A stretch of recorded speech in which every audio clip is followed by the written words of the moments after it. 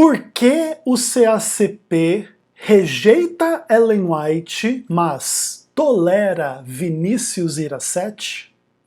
Eu sou Ezequiel Gomes, você está no canal Vem Senhor Jesus, e hoje a gente retoma aqui as nossas considerações sobre a relação promíscua, espiritualmente falando, entre o CACP e o Descortinando o Adventismo, ok? Que é o canal do Gleison Pércio, né, que escreveu um livro a respeito do Adventismo do Sétimo Dia, que está sendo promovido pelo CACP, e que tem lá no seu prefácio, no seu canal do YouTube, tem lá no site descortinandoadventismo.com, um profeta, um suposto profeta, inclusive, né? Porque até dói o coração de dizer profeta, né? Chamado Vinícius Iracete, que é uma pessoa que ensina todo tipo de macumbaria evangélica, superstição. Ele diz que quer interpretar sonhos e visões e não sei mais o que. É um conteúdo absolutamente antibíblico, incorreto, incoerente e tudo mais. Entretanto, nesse vídeo aqui, o ponto não é nem enfatizar as loucuras, as idiotices, né, do Vinícius Iracete, mas é tentar responder de uma forma introdutória uma pergunta importante, né? Por que o CACP rejeita a Ellen White enquanto tolera o Vinícius Iracete? Se você dá uma olhada lá no canal do CACP, você percebe que de cada 10 vídeos, especialmente nos últimos meses, 4, 5, 6, às vezes até mais, são vídeos de alguma maneira acusando o adventismo em função lá da suposta falsa profeta, a Ellen White, né? Assim como pra gente soa muito mal chamar o Vinícius Iracete de profeta, pro CACP também soa muito mal chamar a Ellen White de profeta, e conquanto a gente possa discordar nesse ponto, a gente respeita a sensibilidade. Então vamos colocar nesses termos, né? O CACP entende que a Ellen White é uma falsa profeta, uma falsa profetisa, e por isso o CACP rejeita a Ellen White. Agora, por que o CACP tolera o Vinícius Iracete como profeta e promove o trabalho do Descortinando o Adventismo, que estabelece o Vinícius Iracete como profeta? Quando você compra o livro Descortinando o Adventismo, tá lá o prefácio assinado pelo profeta Vinícius Iracete. Então, quando o CACP vende o livro do Gleison, né, do Descortinando o Adventismo, ele está tolerando o Vinícius Iracete. Inclusive está promovendo o Vinícius Iracete, porque aí o público do CACP que compra o livro, de repente vai lá dar uma olhadinha no profeta e vai descobrir aquele monte de aberração ridícula que lá está exposta, né, no canal do Vinícius Iracete. O que seria de se esperar se o CACP fosse um movimento sério de combate a supostos falsos profetas? Que nesse momento no canal do CACP você já deveria ter encontrado pelo menos aí uma meia dúzia de vídeos descortinando o falso profeta Vinícius Iracete, para que o próprio público do CACP que está comprando o livro do Gleison não viesse a cair nos engodos do falso profeta Vinícius Iracete. Mas você encontrou algum vídeo lá no CACP acusando o Vinícius Iracete de ser um falso profeta? Não. E você não vai encontrar. E eu vou explicar para vocês um pouquinho dos bastidores, né, do porquê que as coisas funcionam assim. O CACP elegeu Ellen White para ser desmascarada e rejeitada e refutada como falsa profetisa. Não é porque o CACP tem nenhum problema com falsos profetas, porque o CACP é um órgão, vamos dizer assim, que serve o mundo evangélico em especial de matiz pentecostal, nessas igrejas que está cheio de profetas e profetisas aí de toda sorte, entendeu? E o CACP serve, esse braço da teologia evangélica no Brasil. Você vai ver quem fala bem do CACP, tem lá Assembleiano, Igreja Brasil para Cristo, Igreja Deus é Amor, tem lá todo tipo de igreja pentecostal que não é denominação, que é tipo congregacionalista e tudo mais, e são essas pessoas que pagam o CACP para o CACP dar palestrinha sobre seitas, e vende PDF aqui, recebe oferta ali, e essas igrejas todas, né, uma grande maioria das igrejas que apoia o CACP não são cessacionistas calvinistas, inclusive até porque o CACP é crítico meio que ali do calvinismo em certos pontos, né? Inclusive tem umas citações do CACP assim que fala que um grupo que diz que Deus não ama todas as pessoas é uma seita e tal, tipo, falando do calvinismo, e depois eles passam pano também, não é bem assim, tipo, tal. Você também não vê o CACP combatendo demais o calvinismo, né? Tem um videozinho aqui, um textozinho idiota ali, etc, mas não é uma coisa assim consistente, né?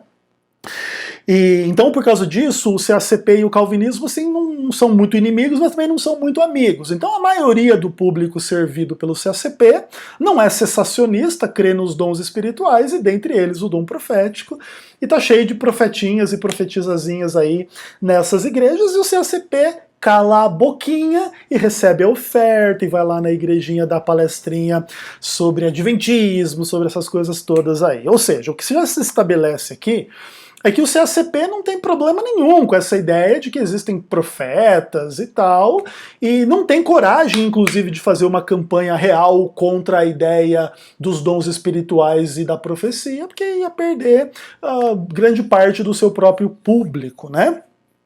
Então, esse é um primeiro ponto, assim, tipo, o problema do CACP não é com essa teologia de que existem dons espirituais e profetas até o dia de hoje, né? Então, já se estabelece por aí.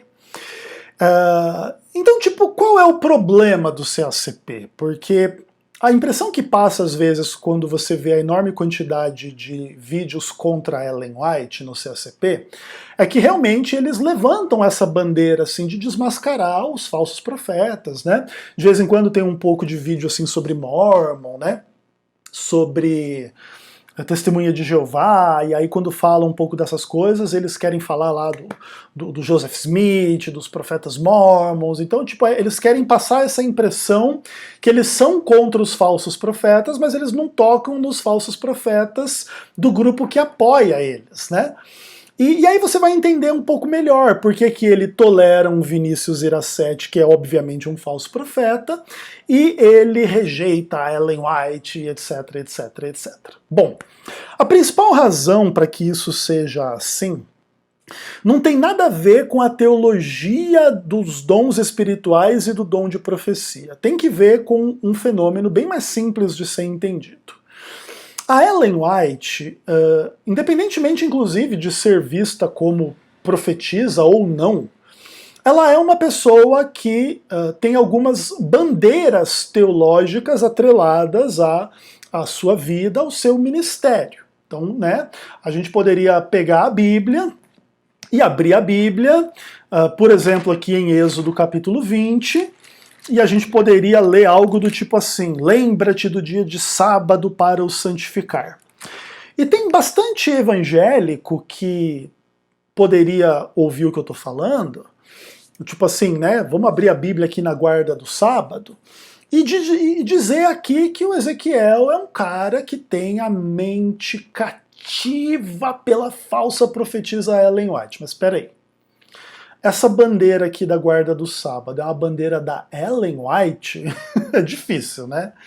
Enfim, seja como for, a gente está simplificando uma discussão bastante complexa sobre a relação entre o Antigo e o Novo Testamento, o Antigo Concerto e o Novo Concerto, e aí existem alguns cristãos que vieram a desenvolver um entendimento durante a história do cristianismo de que em função daquilo que Jesus realizou na cruz e na ressurreição, universalizando uma mensagem que inicialmente seria judaica, mas também transformando essa mensagem e esvaziando essa mensagem de alguns elementos, tipo circuncisão, carnes imundas e a guarda do sábado.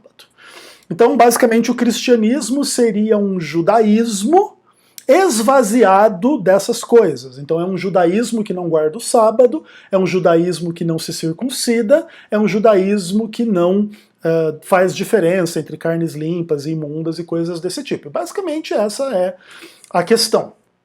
E aí o que acontece? Na história humana, esse braço do cristianismo com esse entendimento, ele se tornou um braço politicamente, economicamente, socialmente dominante, que inclusive que forma a base da própria Igreja Católica Apostólica Romana, que em tese é um tipo de judaísmo que não guarda o sábado, não se circuncida e não faz diferenças entre carnes limpas e imundas, com o agravante de que também faz imagens de escultura e algumas coisinhas assim.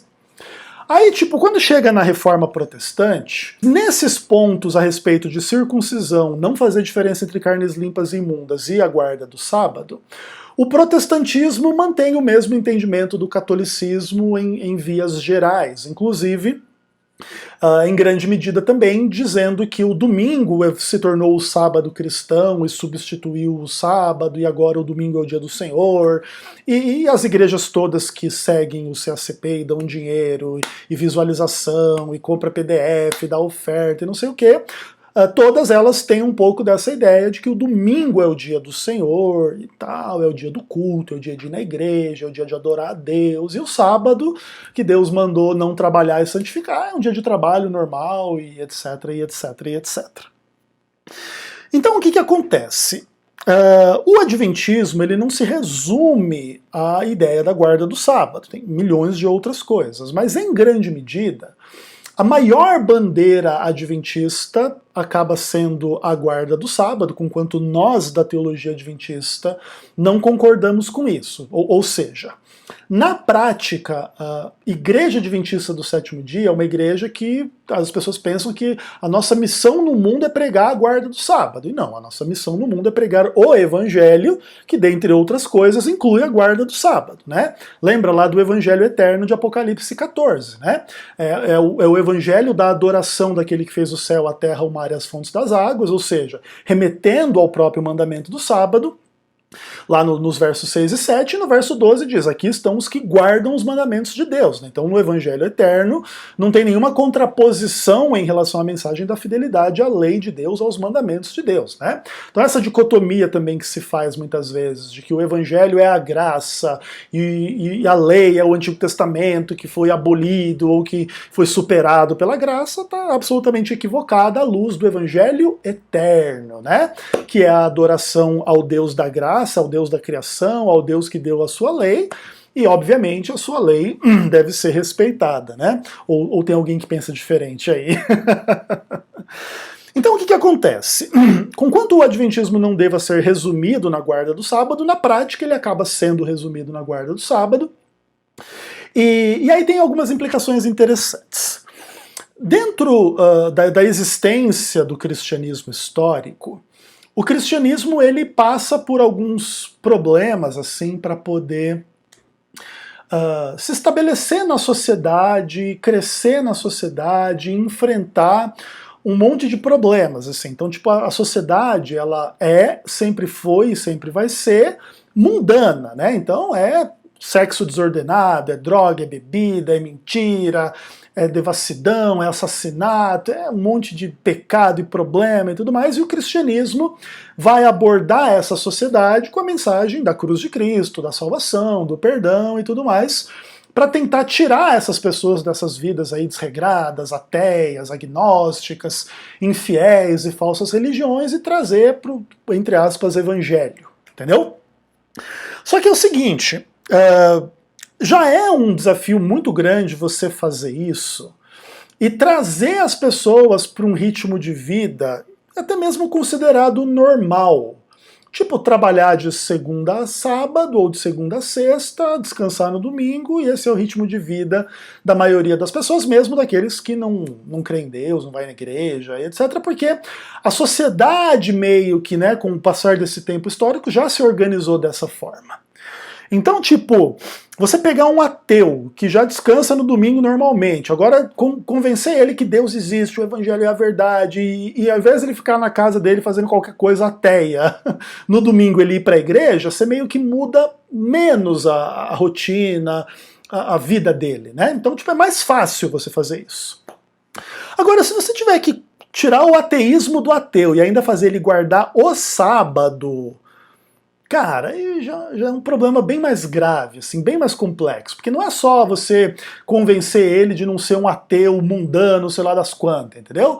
É você ainda fazer eles cumprir, tipo, um mandamento que vai na contramão do mundo, né? Assim como não adulterar vai na contramão do mundo, não mentir vai na contramão do mundo, etc, né? Tipo, o mandamento de Deus, ele nunca está em harmonia com o homem pecador, porque o homem pecador justamente é o transgressor da lei de Deus. E o evangélico, o que ele está tentando fazer? Ele está tentando fazer com que o homem, entre aspas, tenha a esperança da salvação, enquanto pode transgredir o mandamento do sábado de boa, entendeu? Para facilitar um pouco essa transição entre o mundo secular, mundano, ateu, agnóstico, de falsas religiões, e o mundo, entre aspas, cristão. Ocorre, entretanto, que não existe base nenhuma para substituir o sábado pelo domingo, o sábado permanece sábado e permanece um dia santo, e etc, etc, etc, a despeito das complexidades que isso gera, tanto em perspectiva prática quanto em perspectivas doutrinárias e teóricas, mais cedo ou mais tarde você não pode escapar disso porque essa é a própria lei de Deus. Não existe argumento que você pode realmente prevalecer e dizer que o sábado não é santo, tanto quanto não há argumento para dizer que não adulterarás não é um mandamento, entende? Você pode argumentar o quanto você quiser, você pode dizer que no Antigo Testamento os homens tinham um monte de mulher, e que Deus fez um monte de mulher, e que o sexo é uma coisa natural, e que isso não é o que importa, e que Deus quer que a gente seja feliz, e que não sei o que. Você pode colocar 1 milhão de argumentos, mas no final, adultério não vai ficar correto por causa dos seus argumentos. Então você também pode falar 1000 argumentos a respeito do sábado. Não, sábado foi abolido, não, é nova aliança. Não, pega um texto de Paulo ou outro para distorcer, para dizer que não, e não. Você pode elencar um monte de argumentos, mas no fim você não pode dizer que Deus não santificou o sábado e não mandou você guardar o sábado. Isso você não pode dizer, tá bom? Inclusive, para tentar dizer isso, é que eles fazem essas dicotomias entre a igreja e Israel, para dizer que o sábado é de Israel e o resto é da igreja, né? Que é que é uma forma, inclusive, bastante interessante de dizer o seguinte: eu vou pegar o que me interessa, que Deus prometeu para Israel, e vou deixar de lado o que não me interessa. Né, que é interessante essa postura, né? Então, tipo assim, o Deus de Israel, não, esse eu quero. O Deus de Israel vem para mim. O sábado de Israel, não, o sábado de Israel vai para lá. Aí eles esquecem que o sábado é o dia do Deus de Israel, né? Inclusive que eles chamam de Jesus Cristo na igreja cristã, que é o Senhor do sábado, né? Mas eles vão dizer que o dia do Senhor é o domingo. Mas Jesus falou que ele é o Senhor do sábado, né? Então aí você já vê que, ou seja, essas pessoas do tipo do CACP, elas não estão nem aí com papo de falso profeta. O que realmente lhes importa é ter um evangelicalismo diluído na direção daquilo que é a sociedade católica, que guarda o domingo, ou mesmo desses ateus e mundanos que também entraram no esquema, uma vez que a nossa sociedade foi construída com base no catolicismo forte, vamos pensar, né, Brasil, colônia de Portugal, etc, etc. E eles querem ter o caminho mais largo e mais fácil possível para atrair mais pessoas, para dar mais dinheiro, para dar mais oferta, para diminuir assim o impacto da religião na vida prática das pessoas. Então, ela se converter e guardar o domingo, como ela sempre já descansa no domingo, ou pelo menos a imensa maioria, já é uma coisa muito mais fácil do que guardar sábado, e etc, etc, etc. E aí, por isso, entenda uma coisa importante, assim.